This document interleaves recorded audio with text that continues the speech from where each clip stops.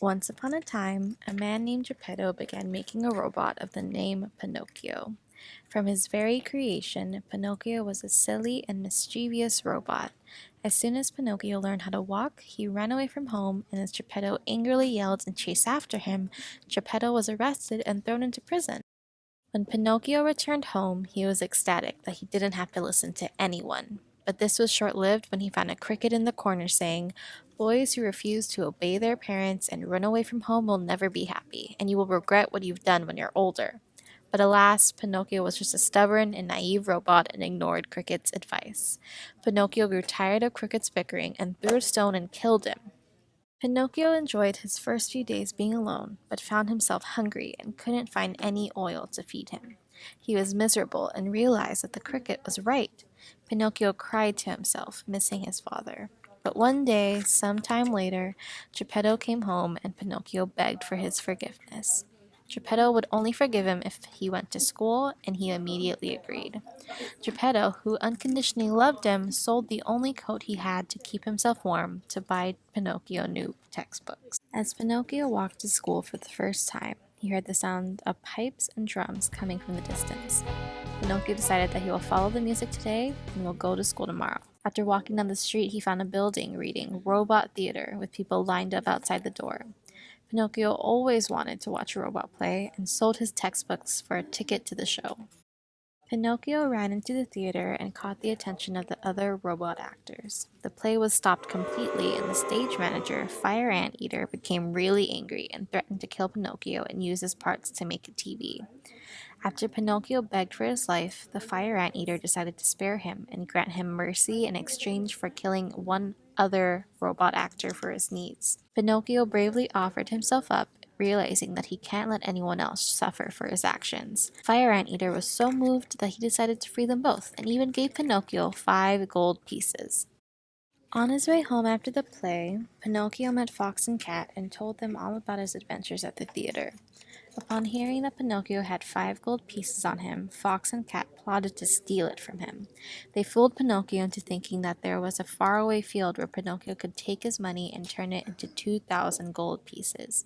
Pinocchio immediately agreed and followed Fox and Cat to this faraway field, thinking of how rich him and his father will be when he returns. Fox and Cat brought Pinocchio to stay at the Red Lobster Inn and decided they would rest there for a few hours and leave again in the middle of the night. After eating dinner and going to sleep, Pinocchio was woken up and was told that Fox and Cat left and they said to meet them at the field. Pinocchio took off, and in the middle of the forest he was met by 2 cloaked figures that wanted to rob him. Pinocchio refused to give up his money and ran for his life. The robbers caught up to him and tried to stab him, but the knife broke in half against Pinocchio's metal exterior.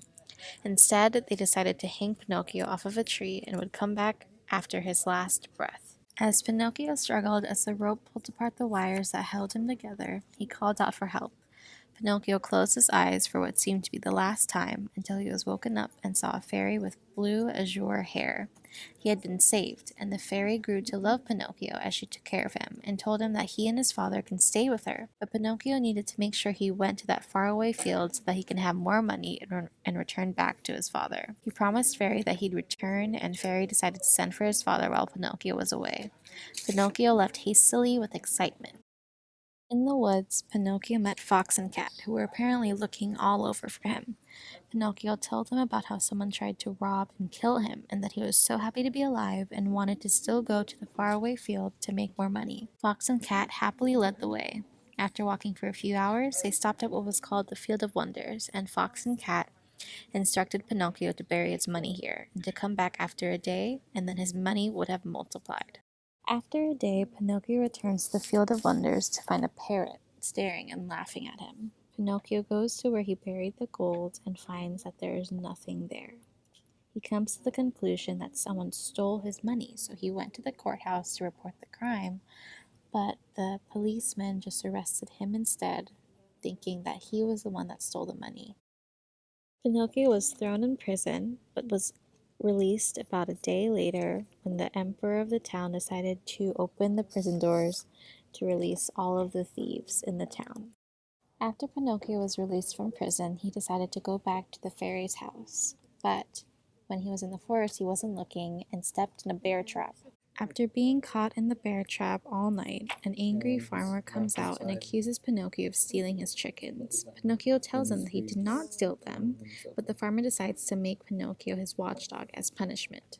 As the farmer's watchdog, Pinocchio was chained to a doghouse. During the night, some weasels came up to him to offer a deal where they would steal the farmer's chickens and they would save one for him. Pinocchio agreed, but when the weasels began to steal the chickens, Pinocchio barked to alert the farmer. The farmer finally caught the ones who had been stealing the chickens. He was so happy and granted Pinocchio his freedom. Pinocchio makes his way to the fairy's place once more, and when he gets there, the home is gone and only a tombstone remains. The tombstone reads, "Here lies the lovely fairy with azure hair, who died of grief when abandoned by her little brother Pinocchio." At first, Pinocchio was sad, but the crow that had been standing by the tombstone told Pinocchio about his father who was at the shore. The crow decided to help out Pinocchio by flying him over to the shore where his father was. When they get there, Pinocchio sees his father on a boat out on the ocean and decides to jump into the water and swim after him. Before Pinocchio could reach his father, the waves ended up knocking his boat over. Strong waves took Pinocchio and he ended up washing ashore on the island of the busy bees.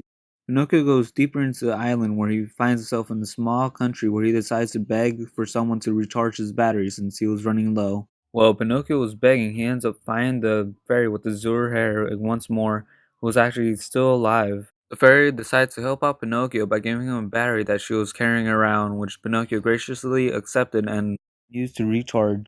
The fairy tells Pinocchio that he has one more chance, and if he takes it, he would have to go to school and study hard. Pinocchio agreed to her terms and went to school the very next day.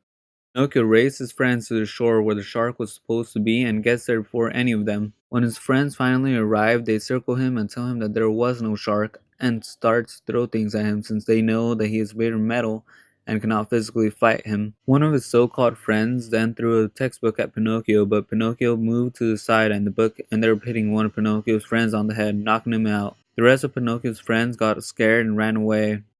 When Pinocchio gets home, the fairy forgives him for the mischief Pinocchio got in and warns him not to get into any more mischief. Pinocchio promised to study and behave himself, and at the end of the year, Pinocchio passed first in all his exams and made the fairy so happy that she said, "Tomorrow you will cease to be a marionette and will become a real boy." Pinocchio was ecstatic with this news and wanted to invite all his friends and schoolmates over. The fairy gave him permission to give out the invitations, but told him to return before dark, or else he will suffer the consequences. Pinocchio gave the invitations to all his friends except for the most beloved friend, Lampwick, who he could not find. Eventually, Pinocchio found Lampwick hiding behind a wagon. Lampwick was waiting for a wagon to take him to the Land of Fun, a place where vacation is all year round, and there is no school.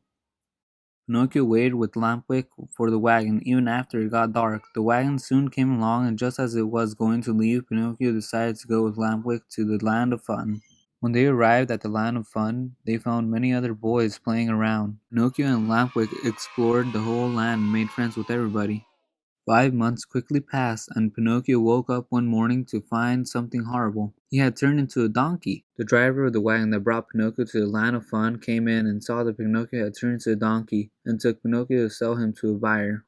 The buyer only wanted Pinocchio for his skin, so he took Pinocchio to a high cliff over the ocean, put a stone around Pinocchio's neck, and pushed Pinocchio over the cliff. Pinocchio sank to the bottom of the ocean quickly and waited for his last breath. Meanwhile, thousands of fish came to eat Pinocchio's skin and ate all his donkey coat, leaving his metal coat exposed. Fish tried to eat the metal but could not and swam away. Pinocchio is no longer a donkey and is back to being a robot. He began swimming towards the rock, but then a great big shark came upon Pinocchio and swallowed him. It was dark inside the shark. Pinocchio looked around him and saw a faint light that glowed in the distance. As he got nearer, he saw a little table set for dinner with a candle lit on top, and in the chair eating fish was Geppetto. At this sight, Pinocchio was overjoyed and reunited with his father. Geppetto has been inside the shark for 2 years and lost all hope of being rescued. Pinocchio was very determined to get both of them out alive. They planned to escape when the shark was sleeping. Luckily, the shark sleeps with its mouth open.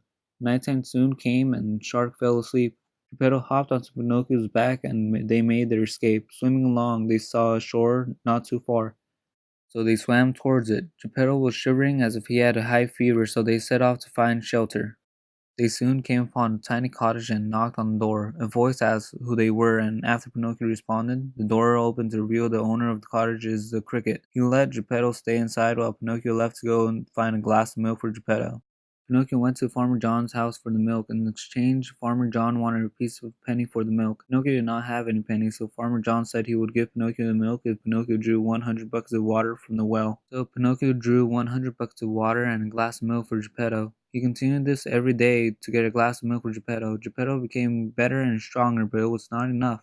So Pinocchio learned to make baskets and sold them. He had enough money to keep them from starving, and eventually Pinocchio saved up enough money to buy a suit for himself.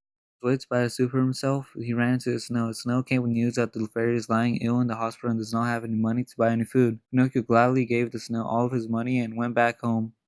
Next morning, he had found that he turned into a boy. On the chair standing next to him was a new suit, a new hat, and a new pair of shoes. In one of the pockets of the suit was a little purse and a note that read, "The fairy with azure hair returns. 50 pennies to dear Pinocchio with many thanks for his kind heart." Inside the purse was the 50 pennies he gave the snow for the fairy. Father, what had happened?"